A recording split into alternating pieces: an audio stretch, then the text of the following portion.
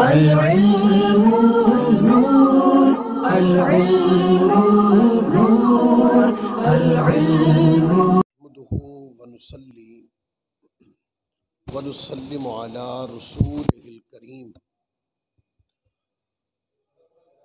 اما بعد فاعوذ بالله من الشيطان الرجيم بسم الله الرحمن الرحيم یا صاحب الجمال ویا سید البشر من وجهك المنير لقد نور القمر لا يمكن الثناء كما كان حقه بعد از خدا بزرگ توی قصہ مختصر وأحسن منك لم تر قط عيني وأجمل منك لم تلد النساء خلقت مبرأ من كل عيب كأنك قد خلقت كما تشاء بلغ العلا بكماله كشف الدجى بجماله حسنت جميع خصاله صلوا عليه وآله اللهم صل وسلم وبارك على سيدنا ومولانا محمد وبارك وسلم وسلم علیہ۔ اللہ رب العزت کا شکر ہے، آج جمعہ کے بابرکت روز مسجد میں ہم اللہ رب العزت کی عبادت کے لیے حاضر ہیں۔ آج ہمارا دوسرا درس قرآن ہے اور یہ سورۃ بقرہ کی آیت نمبر 60 سے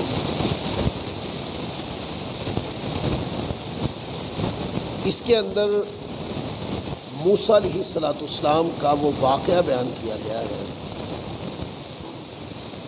کہ بنی اسرائیل کو پانی کی ضرورت تھی، حاجت تھی، تو حضرت موسیٰ علیہ السلام نے آپ نے ایک پتھر کے اوپر اپنا عصا مبارک مارا تو اس سے پانی کے چشمے جاری ہو گئے، 12 چشمے جاری ہو گئے۔ ایک قول کے مطابق وہ 12 خاندان تھے یا 12 قبائل تھے بنی اسرائیل میں،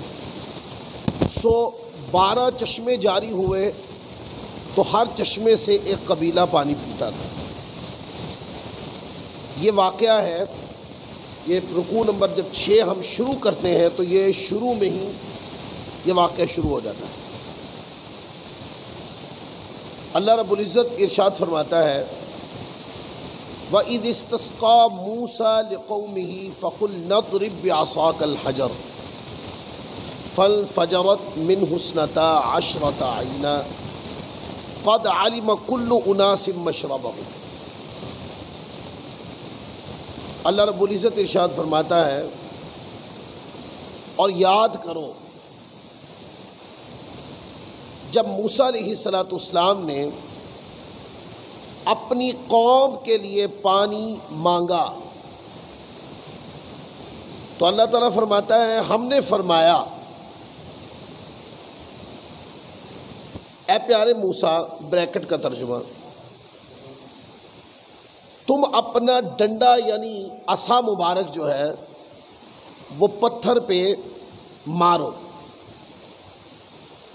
پس اس سے 12 چشمے پھوٹ پڑے۔ تحقیق ہر گروہ نے اپنے پینے کی جگہ جان لی۔ اب اس سے واضح اس بات کا پتہ چلتا ہے کہ آپ نے پتھر سے پانی جاری کیا اور وہ 12 قبائل تھے یا 12 گروہ تھے، کچھ بھی کہہ لیں، تو 12 چشمے جاری ہوئے تو ہر گروہ نے، ہر قبیلے نے اپنے چشمے سے جو ان کے حصے کا تھا اس میں سے پانی پینا شروع کر دیا۔ اب اس پر پہلے یہ گفتگو کر لیں کہ بنی اسرائیل کے اوپر اللہ تعالیٰ کا انعام ہوا، یہ پہلا نقطہ ہے اس آیت کریمہ سے۔ اللہ تعالیٰ کا انعام نہیں، انعامات ہوئے، لیکن یہ جو انعام جس کا آج ہم ذکر کرنے لگے ہیں، یہ جو انعام ہوا کہ 12 چشمے جاری کر دیے گئے، یہ اللہ کے بندوں کے اوپر اللہ کا احسان ہوا ہے، اللہ کے بندوں پر اللہ کا احسان ہوا ہے۔ اب ایک سوال اس کے اندر سے دیکھ لیتے ہیں، وہ یہ کہ کس کی وجہ سے ہوا ہے؟ بھائی اتنی سی بات ہے، اتنا سا فرق ہے کہ کچھ لوگ یہ جو وجہ ہے نا اس کو نہیں مانتے، جس کی وجہ سے ان کے اور ہمارے مابین اختلافات رہتے ہیں۔ ہم کہتے ہیں وہ عطا بھی اللہ کی تھی اور وہ بندے بھی اللہ کے تھے، ان بندوں کو جو نعمت ملی وہ بھی اللہ کی نعمت تھی۔ سوال صرف اتنا ہے کہ اللہ نے وہ نعمت اپنے بندوں کو دی کس کی وجہ سے ہے؟ یہ قرآن مجید کی نص قطعی ہے۔ نعمت دی بھی اللہ نے، نعمت دی بھی اپنے بندوں کو، نعمت تھی بھی اللہ کی، نعمت ہوئی بھی اللہ کے بندوں پر سوال یہ ہے کہ اللہ نے اپنے بندوں کو دیا کس کے ذریعے سے؟ فرمایا پیارے موسیٰ علیہ السلام ان کو دیں گے صحیح ہم، کیونکہ آپ نے جو مانگا ہے ان کے لیے، یہ خود مانگتے تو ہو سکتا تھا ان کی قبول ہو سکتا تھا، درگزر ہو جاتی، رد بھی کر دی جاتی، لیکن پیارے موسیٰ علیہ السلام آپ نے مانگا ہے تو رد نہیں ہوگی۔ یہ دوسرا نقطہ اس میں، آپ نے مانگا ہے تو رد نہیں ہوگی۔ تو اس سے یہ پتہ چلا کہ اللہ کی نعمت مخلوق پہ آتی ہے پر بوسیلہ نبی آتی ہے۔ یہ قرآن پاک کی نص قطعی سے بات ہے۔ اور دوسری بات کہ اللہ تبارک و تعالیٰ عز و جل کے انبیاء کرام امتوں کو جب اللہ تعالیٰ کی نعمت ملتی ہے تو آپ دیکھیں اللہ تبارک و تعالیٰ عز و جل ڈائریکٹ مخلوق کو مخاطب نہیں فرماتا۔ فرمایا کہ پیارے موسیٰ علیہ السلام اپنا ڈنڈا، اپنا عصا مبارک جو ہے وہ مارے اس کے ساتھ، پھر آگے واقعہ آتا ہے وہ مارا تو پانی کے 12 چشمے جاری ہو گئے۔ تو دیکھیں ایک تو اللہ تبارک و تعالیٰ کے نبی کے وسیلے سے نعمتیں ملتی ہیں، ایک بات اسی آیت کریمہ سے۔ جو دوسری بات ہے وہ یہ ہے کہ مخلوق خدا سے مانگے، ان کو ملنا ہے کہ نہیں ملنا، ظاہر ہے عمل جس طرح کا ہوگا اس طرح کی جزا بھی ہوگی۔ مانگا خدا سے، ملنا ہے کہ نہیں ملنا، کس صورت میں ملنا ہے یہ ایک الگ بات ہے۔ لیکن اگر کسی کے لیے اللہ کا نبی مانگ لے تو وہ پھر رد نہیں ہونی، وہ قبول ہو جانی۔ اور پھر تیسری بات اسی نقطے میں کہ مخلوق کو ہے پیارے، ویسے تو یہ آسمان سے بھی نازل کر سکتے تھے ہم، ویسے تو پیارے موسیٰ علیہ السلام آپ کوئی ہاتھ نہ اٹھاتے، نہ ہاتھ ہلاتے، نہ اپنا عصا مبارک لگاتے، ہم ایسے ہی پانی ظاہر کر دیتے، ہمارے اوپر کون سی چیز کوئی مشکل ہے؟ لیکن فرمایا کہ نہیں، یہ سب متوقع ہو سکتی ہیں، یہ سب اللہ قادر مطلق ہے، اللہ کر سکتا ہے، ہو بھی سکتا تھا، ہو بھی جانا تھا، لیکن اللہ نے فرمایا کہ نہیں پیارے، ان کو جو ملنا ہے نا وہ دینا جو تیری وجہ سے ہے۔ تو جب ان کے سامنے وہ عطا ظاہر ہو تو یہ دیکھیں کہ تیرا ڈنڈا لگا اور پانی کے چشمے بہہ اٹھے، ان کی آنکھیں اور ان کی وجدان قلب اور ان کی نظریات اے پیارے آپ کی ذات پہ ٹک جائیں، تاکہ آنکھیں اور نظریات، رجحانات، طبعیات اللہ کے نبی کی ذات سے نہ ہٹے۔ اس لیے اللہ تعالیٰ نے فرمایا پیارے موسیٰ اور بھی چیزیں آپ کے بغیر حرکت کیے بھی یہ ہر چیز واقع میں آ سکتی تھی، لیکن آپ اپنا عصا مبارک لگائیں، عصا مبارک لگائیں تاکہ دنیا دیکھ لے کہ ہاتھ میں جو عصا ہوتا ہے نا، ہاتھ میں جو عصا ہوتا ہے، ایک نارمل چیز کو عصا کہتے ہیں، اس میں اس طرح بھی ایک اشارہ ہے، اے پیارے یہ جو نارمل سی چیز ہے نا اس کو ذرا لگائیں، پھر آپ اپنے عصے کا کمال دیکھیں۔ تو یہ تو موسیٰ علیہ السلام کے عصے کا کمال تھا، اگر دست موسیٰ اٹھتا تو کیا ہوتا؟ دست موسیٰ علیہ السلام اٹھتا تو پھر کیا ہوتا، اور اگر دعائے موسیٰ اٹھتی تو پھر نہ جانے کیا ہوتا۔ تو یہ تو ہاتھ میں لکڑی کا عصا تھا، فرمایا پیارے یہی لگائیں تاکہ دنیا دیکھ لے کہ اللہ جب کسی نبی علیہ السلام کو مبعوث فرماتا ہے تو کمزور بنا کر نہیں، با اختیار بنا کے مبعوث فرماتا ہے۔ یہ ساری بات اس کے اندر ہے۔ کتنی مخلوق تھی اس وقت جو موسیٰ علیہ السلام کے ساتھ تھی اور پیاسی تھی اور پانی کی ضرورت کو طلب کر رہی تھی، تڑپ رہی تھی، مانگ رہی تھی۔ اچھا یہاں پر ایک اور سوال بھی کروں، مطلقاً اللہ کے نبی کو علیہ السلام یہ سمجھ کر کہ ان کی دعا سے، ان کی شفاعت سے، ان کی سفارش سے اللہ تعالیٰ نعمت نازل فرمائے گا، تو کوئی اللہ کے نبی کی ذات کو مدد کے لیے پکار لے، لوگ کہتے ہیں یہ بھی شرک ہے۔ ہاں موٹی موٹی کتابیں لکھی ہیں انہوں نے، بیچاروں نے رات بیٹھ کر سارا غصہ ہی اس چیز پہ نکالا۔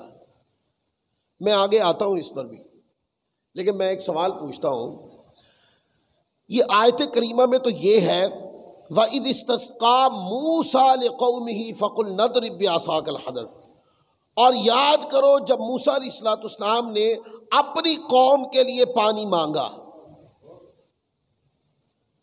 اللہ تعالیٰ سے، تو موسیٰ علیہ السلام نے پانی مانگا نا،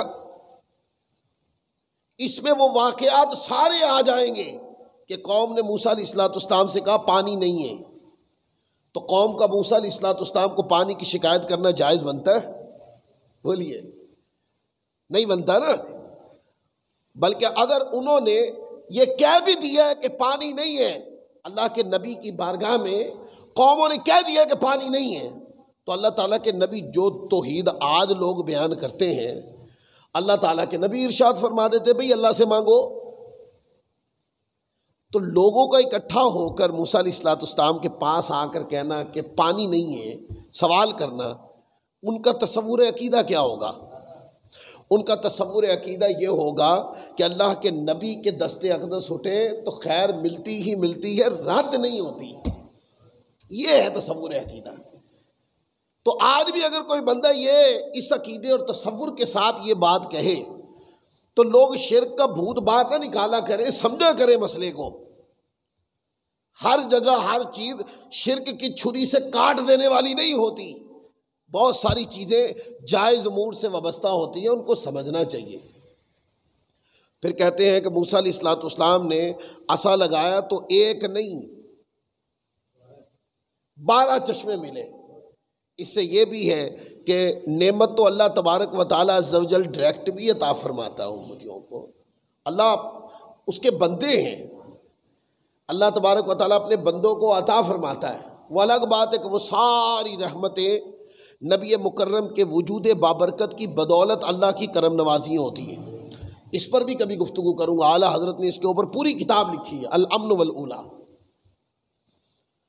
اللہ تعالیٰ اپنے بندے مانگتے ہیں، اللہ ان کو عطا کرتا ہے۔ بندوں کو اللہ سے مانگنا بھی چاہیے، بندے اللہ سے مانگتے بھی ہیں۔ ہر مسجد میں بندے اللہ سے مانگتے ہیں۔ بھائی کچھ لوگوں کو شک سا رہتا ہے، وہ لوگ اپنا شک دور کر لیں، بندے اللہ سے ہی مانگتے ہیں۔ ہماری مسجد میں 5 وقت نماز ہوتی ہے تو بندے کس سے مانگتے ہیں؟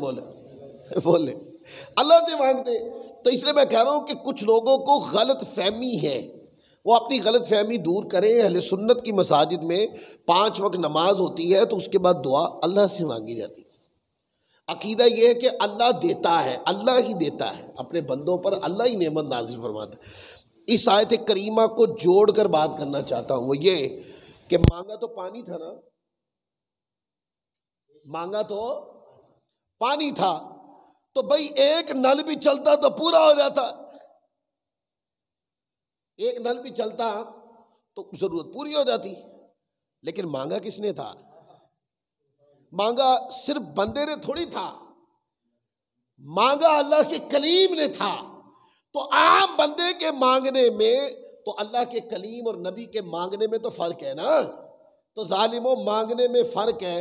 جو ذات اللہ سے طلب کرے اور تم طلب کرو، تمہارا اور اللہ کے نبی کا طلب کرنا ایک نہیں، تو ذاتیں ایک کیسے ہو گئی؟ عام بندہ مانگے تو جو اس کی ضرورت ہے اس کو مل جائے، اللہ کا نبی مانگے تو چھما چھم رحمتیں برسیں۔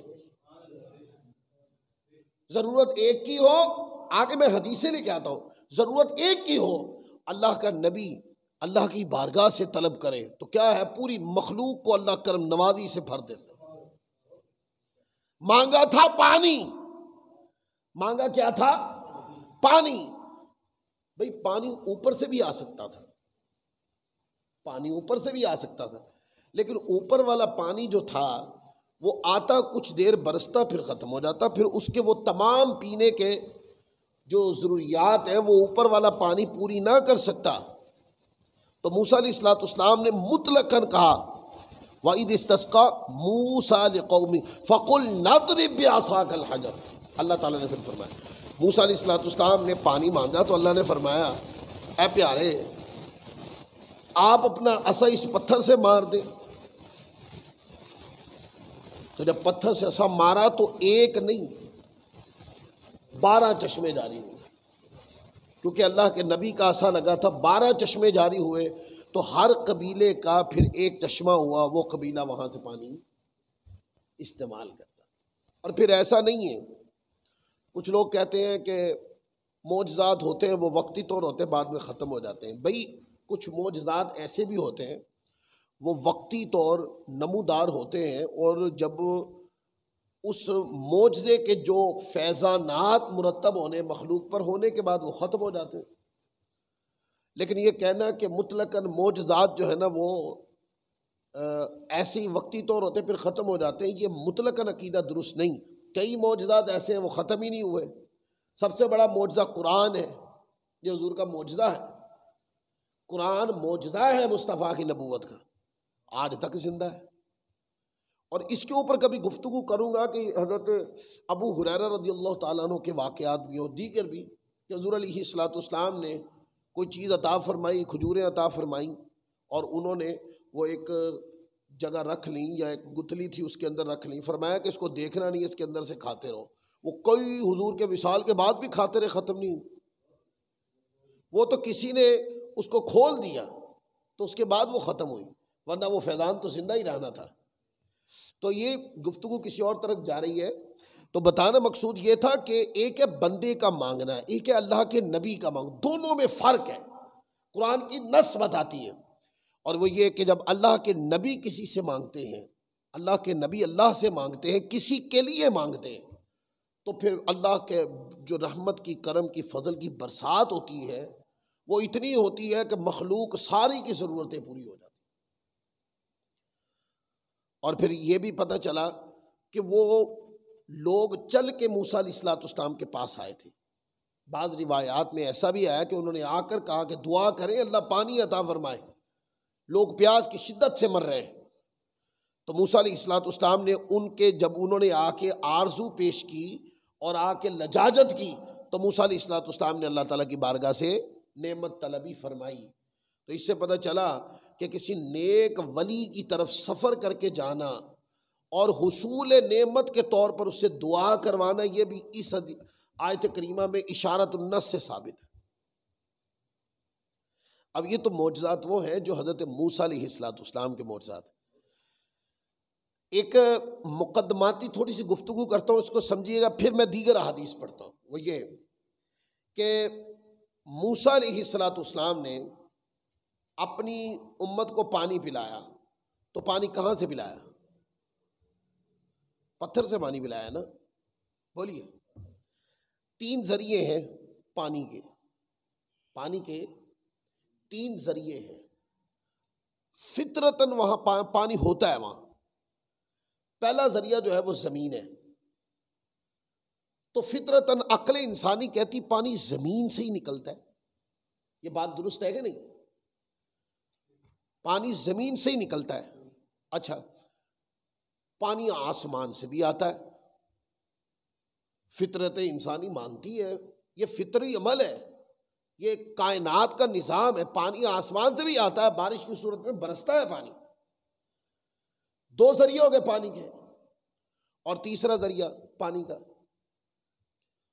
وہ یہ ہے کہ پتھر کے چر جانے سے پانی نکلتا ہے. کتنے پہاڑ ہیں، پتھر چرتا ہے اور پانی بہنا شروع ہو جاتا ہے کہ نہیں؟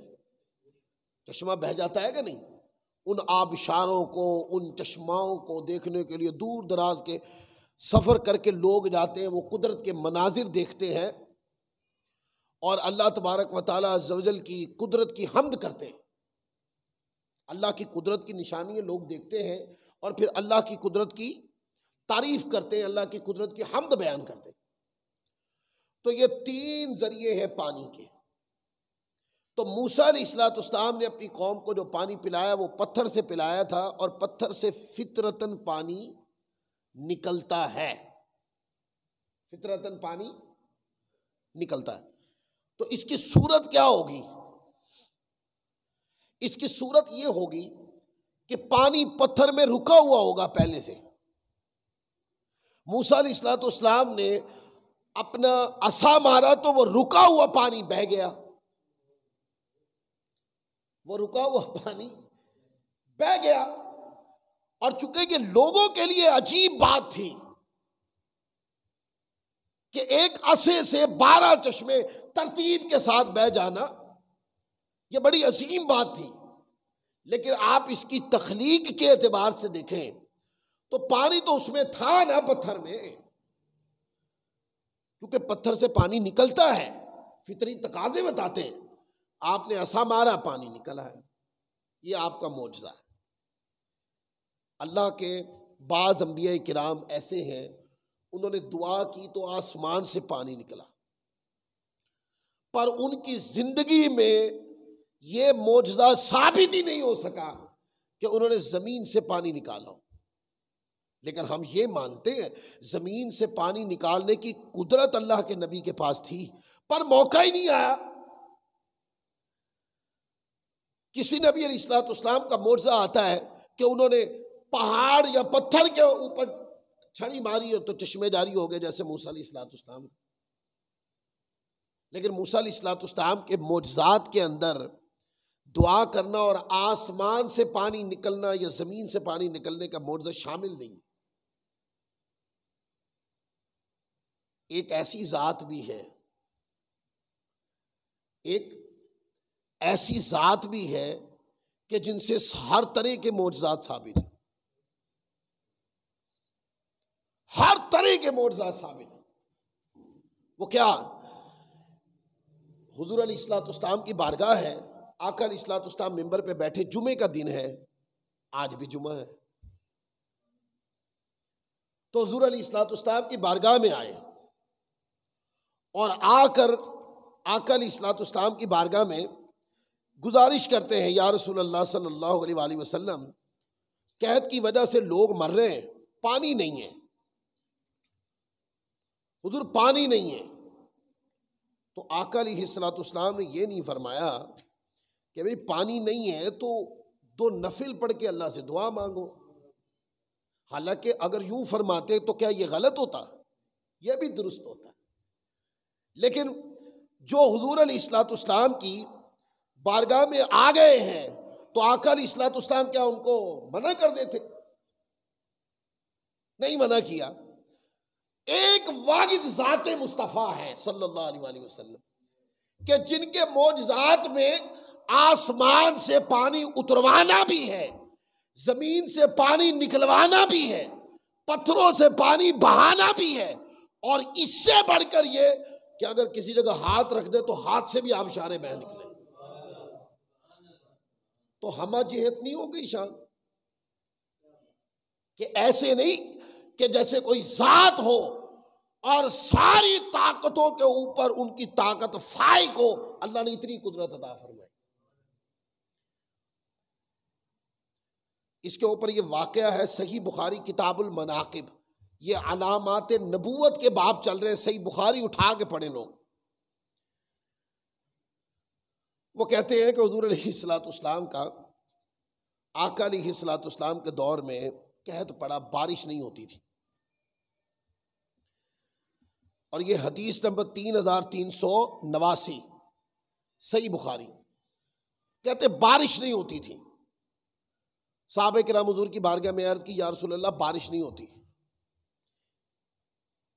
اور عرض کی یا رسول اللہ دعا کریں بارش ہو۔ آج کوئی کرنے دیتا ہے یہ عمل؟ جس کو توحید کا پورا جنون چڑھا ہوا ہو آج کرنے دے گا یہ کام؟ صحابہ حضور کی بارگاہ میں آئے، نماز صحابہ سے بڑھ کر بھی کوئی پڑھتا ہے؟ سب سے زیادہ نمازیں پڑھنے والے صحابہ تھے، سب سے بڑے متقی صحابہ تھے،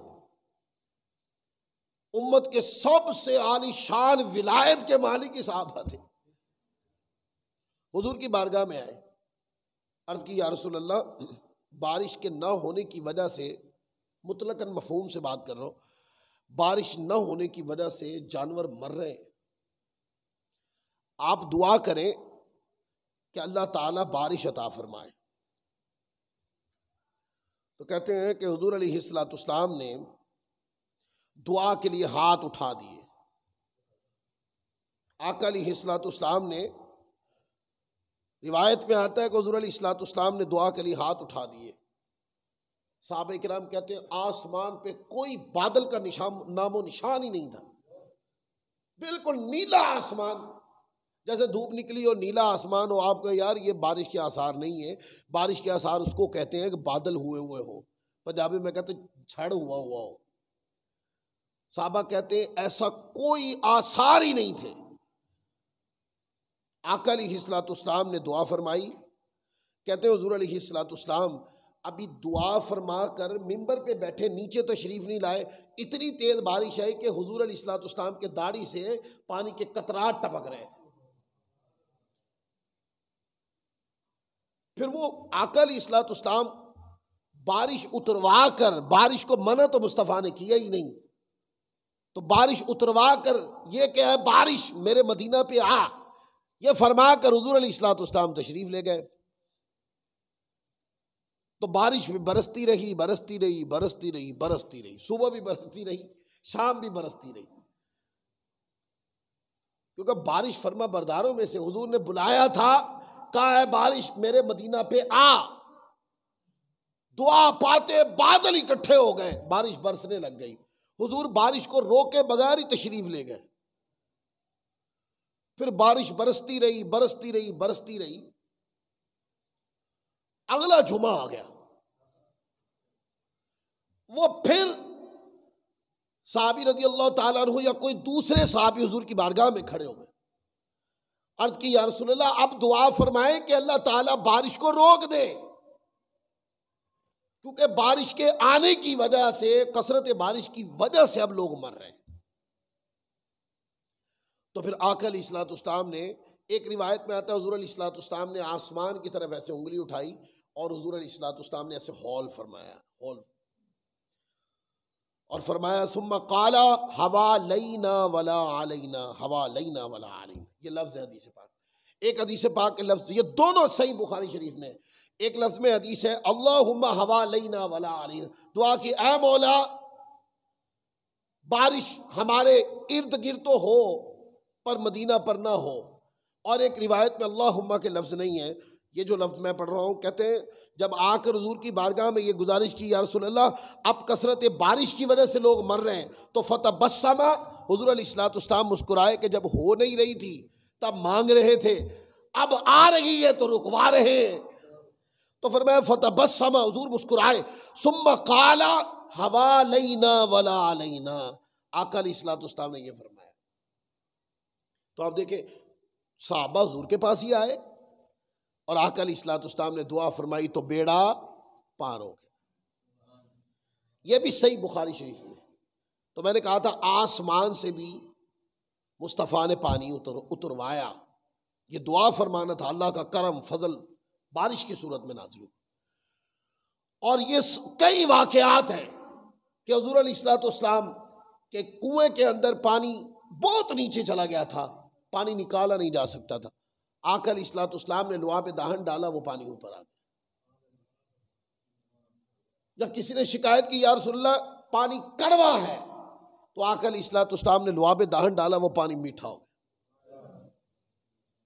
یہ دوسری بات۔ اور پتھروں سے، یہ سارے معجزات احادیث کے اندر موجود ہیں۔ اب میں آپ کو، چونکہ وقت کم ہے، میں ان احادیث کی طرف لانا چاہتا ہوں کہ مصطفیٰ کی شان جب بھی انبیاء کرام کی شان کے مقابلے میں رکھی جاتی ہے، یعنی دونوں شانوں کو دیکھا جاتا ہے اور ذوق لیا جاتا ہے دونوں شانوں کا، تو آپ مصطفیٰ کی شان اقدس کے اندر ایک انفرادیت دیکھیں۔ موسیٰ علیہ السلام نے عصا مارا، 12 چشمے جاری ہو گئے، پتھر سے پانی بہہ نکلا۔ اور میرے مصطفیٰ ہاتھ اٹھائیں تو آسمان سے پانی برسے، ایڑی مارے تو زمین سے پانی نکلے، ہاتھ لگائے تو پتھر پہاڑ سے پانی نکلے۔ یہ 3 باتیں۔ اب اس سے بڑھ کر ایک بات بتاتا ہوں، وہ یہ مقام زورا کا واقعہ، اور یہ واقعہ ایک بار پیش نہیں آیا، یہ مختلف مواقع میں پیش آیا۔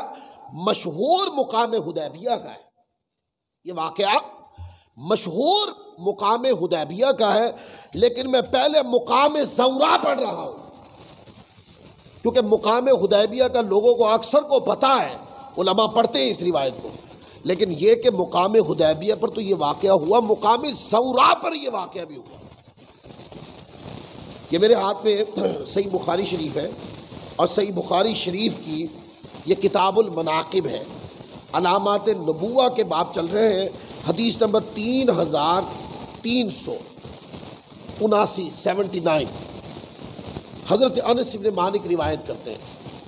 اب وہ ذہن میں رکھیے گا کہ پتھر کو عصا مارا تو 12 چشمے نکلے، اور پچھلا مقدمہ بھی سارا آسمان سے پانی کا بہنا، زمین سے پانی کا نکلنا، پتھروں سے پانی کا بہ نکلنا۔ اب یہ 3 شانیں بیک وقت مصطفیٰ کے معجزات میں ہونے کے ساتھ ایک ایسی شان ہے کہ جو انبیاء کرام کی پوری صف کے اندر دیکھیں تو یہ صرف مصطفیٰ کی انفرادیت ہے، آقا کی انفرادیت ہے یہ صرف۔ انس بن مالک روایت کرتے ہیں، آقا علیہ الصلوۃ والسلام کی خدمت اقدس میں پانی کا ایک برتن پیش کیا گیا، اور آپ صلی اللہ علیہ وسلم مقام زورا پر تھے۔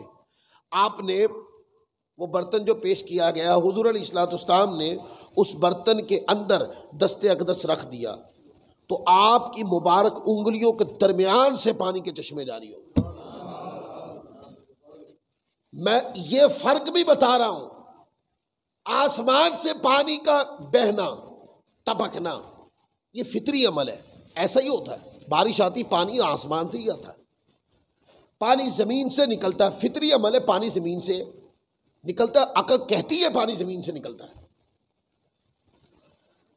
پتھر کے اندر سے پانی نکلتا، عقل مانتی ہے کہ دیکھا ہے، بہت سی شواہد دیکھے ہیں، ننگی آنکھ سے شواہد دیکھے ہیں کہ پہاڑوں کے درمیان سے پانی آ رہا ہوتا ہے، زمین سے پانی نکل رہا ہوتا ہے، آسمان سے پانی برس رہا ہوتا ہے، تو یہ ایک فطری عمل ہے۔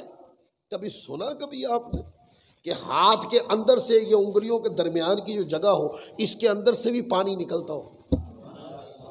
ہے وہ 3 امور فطرت کے مطابق ہیں، اور یہ جو انگلیوں کے درمیان سے پانی کا چشمہ نکلتا یہ خلاف فطرت تھا، اس لیے مصطفیٰ کی انفرادیت تھا۔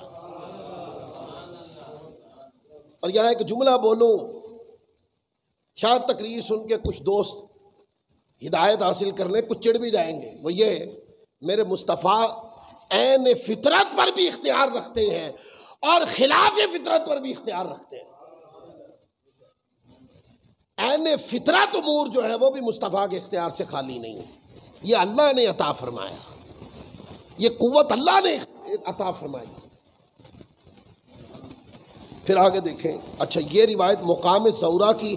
اب مقام حدیبیہ، جب مسلمان پہلی بار عمرہ کے ارادے سے جا رہے تھے، ہجرت کر کے مدینہ آئے، پہلی بار مسلمان جب عمرہ کے لیے جا رہے تھے تو ایک مقام پہ روک دیا گیا، اور وہاں پر پھر مذاکرات وغیرہ ہوئے، پھر وہ کہا کہ آپ اگلے سال آئیں گے، کچھ شرائط طے ہوئی، اور پورے واقعات ہیں کافی سارے۔ اور یہ جو قرآن مجید میں آیت کریمہ ان الذین یبایعونک انما یبایعون اللہ ہے، یہ آیت کریمہ یہ اسی واقعے کی طرف اشارہ ہے مقام حدیبیہ میں، کہ حضور علیہ الصلوۃ والسلام ایک درخت کے نیچے آقا علیہ الصلوۃ والسلام تشریف فرما تھے، حضرت عثمان غنی ذوالنورین رضی اللہ تعالیٰ عنہ کو مدینہ کی طرف سفیر بنا کر بھیجا، اپنا نمائندہ بنا کر بھیجا، لیکن وہ مقررہ وقت پہ واپس تشریف نہیں لائے، تو مسلمانوں کو ایک کھٹکا ہوا کہ ان کو شہید نہ کر دیا گیا ہو، تو اس پر آقا نے بیعت لی، اس بیعت کا نام بیعت رضوان ہے، جس کا ذکر قرآن مجید میں ہے ان الذین یبایعونک انما یبایعون اللہ، پارہ نمبر 26 سورۃ فتح کے دوسرے رکوع کی پہلی آیت۔ یہ سارا واقعہ اس پر ہوا، وہاں کچھ دن رکے مسلمان، کیونکہ حضرت عثمان غنی رضی اللہ تعالیٰ عنہ گئے تھے، اور جب تک وہ واپس نہیں آئے اور وہاں پر ایک معاہدہ نہیں ہوا اس وقت تک مسلمان وہاں رہے۔ وہاں پر ایسا ہوا کہ حضور کی بارگاہ میں شکایت کی گئی، آقا کی بارگاہ میں شکایت کی گئی کہ یا رسول اللہ پانی ختم ہو گیا ہے، پانی کی قلت کی وجہ سے تمام مسلمان پریشان ہیں۔ اب میں پھر یہاں پر ایک سوال کرتا ہوں، یہ صحیح بخاری شریف ہے، میں اس طرح کی درجنوں روایتیں بخاری سے نکال کے دے سکتا ہوں، میرے یوٹیوب چینل کے اوپر درس بخاری کے عنوان سے میرا ایک سلسلہ ہے، وہ مسلسل بخاری شریف کی روایتیں آ رہی ہیں اس کے اندر، تو اس کے اندر میں نے یہ ساری چیزیں کوٹ کر رہا ہوں آہستہ آہستہ صحیح بخاری شریف سے نکال کر عبارت پڑھ کے، تاکہ لوگوں تک جو اس ذریعے سے سنتے ہیں ان تک بھی وہ چیز پہنچے۔ میں ایک پوچھتا ہوں، آج اگر کوئی بندہ اللہ کے نبی کی ذات کو وسیلہ بنا کر یا گنبد خضرا پہ کھڑا ہو جائے اور وہاں کھڑے ہو کر کہے یا سیدی یا رسول اللہ میرے لیے دعا کریں، اللہ میرے اوپر کرم فرمائے، ہے آج کتنی جلدی لال رومال والی سرکار آتی ہے اور مومن بندے کو مشرک بنا دیتی ہے، ایسا ہوتا ہے کہ نہیں؟ وہاں حکومت ہے بھائی، اختیار ہے، حکومت بھی ہے، چڑی چکڑی بھی چلتی ہے، غلط بھی چلتی ہے، سب چلتی ہیں۔ اگر لال رومال والے بابا جی جو وہاں گھومتے پھرتے ہیں ان کو بڑا مان ہے نا کہ آپ سچے ہیں، تو پھر یہ تعصب کے ماحول سے نکل کے ہمارے سامنے بیٹھو، آپ 10 منٹ نہیں بیٹھ سکتے ہمارے سامنے، یہ آپ کی علمی اوقات ہے۔ آپ نے اپنی مذہبی عصبیت کی وجہ سے پورے عالم اسلام کو متنفر کر رکھا ہے۔ مسلمان مصر سے آئیں تو سنی ہوتے ہیں، شام سے سنی آتے ہیں، لیبیا سے سنی آتے ہیں، ترکی سے سنی آتے ہیں۔ اللہ کے بندو، مسلمانوں کی 80% آبادی سنی ہے،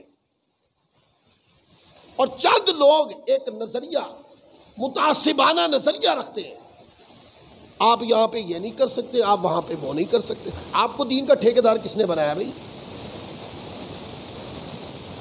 اگر وہ کتاب میں لکھا بھی ہو تو لال رومال والی سرکار کہتی نہیں میں اس سے بھی بڑا آ گیا ہوں، تو وہاں جا کر کوئی بندہ کہے یا سیدی یا رسول اللہ حضور میرے لیے دعا کریں، میرے لیے شفاعت کریں، کوئی کرنے دیتا؟ اور جو کم صرف کم علم آقا کے در دولت سے کوئی الٹے پاؤں ادبن آئے، اس سے کوئی بندہ یہ پوچھے کہ یہ کسی حدیث میں لکھا ہے، ارے اس کو تو مر جانا چاہیے، خدا کی قسم مر جانا چاہیے اس کو، کہ یہ ادب بتانا پڑے گا۔ ایک مثال ہے، ایک بیٹا اپنے باپ کے آگے نہیں چلتا، ایک سوال ہے، بیٹا باپ کے آگے نہیں چلتا، باپ کا احترام کرتا ہے، کیا اس کو یہ ثابت کرنا پڑے گا؟ اگر ثابت نہیں کرے گا تو یہ احترام نہیں مانا جائے گا۔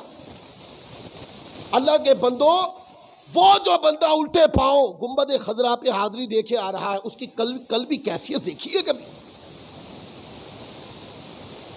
ان کے قلب کی نیاز مندی دیکھیے کبھی، اس کے رجحانات طبعیہ کو دیکھا ہے کبھی؟ وہ تو اپنی زندگی کے معراج سمجھ رہا ہے کہ میں کہاں آ گیا ہوں، اس کو کیا معلوم؟ علم کے نالائق لوگ، نالائق و فہم لوگ، وہ مکہ مدینہ کی گلیوں میں بھی گھومتے ہیں، وہ روز روز کے عاشقان مصطفیٰ کو، ان کے عشق مصطفیٰ کے خنجر بازی کرتے ہیں۔ اگر کوئی بندہ سمجھانے لگ جائے تو کہتے ہیں اس کو جیل میں بند کر دو، جب کسی کے سامنے بات نہ آئے تو جیل میں بند کر دو۔ یہ حدیث آ گئی کہ مصلی بھی تھے، مسجد نبوی بھی تھی، صحابہ سے بڑھ کر کون نمازیں پڑھتے تھے، اہل بیت سے بڑھ کے کون نمازیں پڑھتے تھے، ازواج مطہرات سے بڑھ کر کون نمازی تھے، ہیں؟ اپنتر پاک سے بڑھ کے کون ولی تھے، بتاؤ مجھے۔ حضور کی بارگاہ ہے اور آقا کی بارگاہ میں آ کر قحط آ گیا ہے اور پانی کی قلت ہو گئی ہے، پانی آسمان سے نہیں آتا تو شکایت حضور کی بارگاہ میں، پانی کی قلت ہو گئی ہے تو حضور کی بارگاہ میں آ کر کہتے ہیں یا رسول اللہ پانی کی قلت ہے۔ مصلی کیا حضور نے ان کو نہیں فرمایا کہ مصلی کے اوپر عبادت کرو، اللہ سے مانگو، یہ بھی درست تھا، لیکن انہوں نے پتہ کون سا دروازہ کھٹکھٹایا ہے، صحابہ نے وہ دروازہ کھٹکھٹایا۔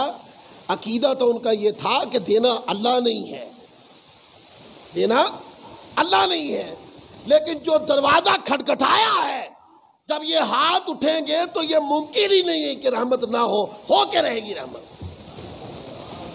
انہوں نے اس لیے وہ دروازہ کھٹکھٹایا، عرض کی یا رسول اللہ پانی نہیں ہے۔ آقا علیہ الصلوۃ والسلام نے فرمایا لشکر میں جتنے بھی مشکیزیں ہیں سارے پانی ایک جگہ اکٹھے کر لو،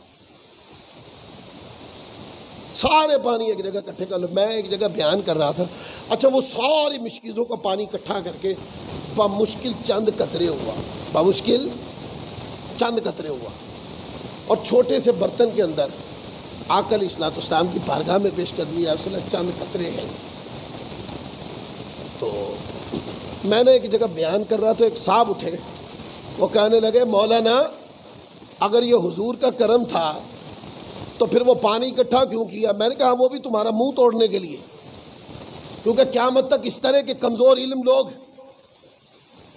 اور حواس باختہ لوگ پیدا ہونے تھے، تو آقا علیہ الصلوۃ والسلام کا صرف اختیار ہی جاری نہیں کیا، قیامت تک کی نجدیت کا سوال کا جواب بھی ساتھ دیا۔ وہ یہ کہ جب پانی آ گیا تو چند قطرے ہی تھا نا، تو روایت کے لفظ آتے ہیں آقا علیہ الصلوۃ والسلام نے دستے اقدس یوں کر کے اس برتن کے اندر رکھ دیا۔ صحابہ کہتے ہیں اللہ کی عزت کی قسم ہم نے اپنی آنکھوں سے دیکھا، جب حضور علیہ الصلوۃ والسلام نے برتن کے اندر پانی رکھا تو آقا کی مبارک انگلیوں کے درمیان سے پانی کے فوارے جاری ہو گئے۔